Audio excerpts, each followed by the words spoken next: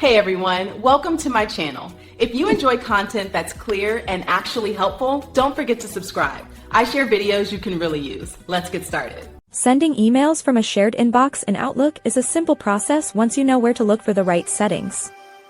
First, you must ensure your IT administrator has granted you the necessary permissions to send on behalf of that mailbox. Once you have access, open the Outlook desktop application and start a new email by clicking the New Email button. By default, your personal email address shows up in the From field at the top.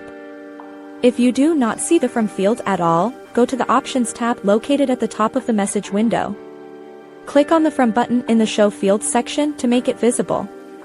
This will make the From drop-down menu appear right above the To line. Click on the From button to see your available options.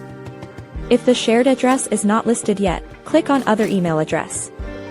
Type the full email address of the shared inbox in the box that pops up and click OK to confirm. Now, the shared address will stay in the From field for your future use. You can now write your message as you normally would.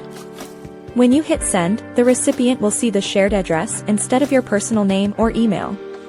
If you use Outlook on the web, open a new message and click the three dots for more options. Select Show From to reveal the sender field and choose the shared address.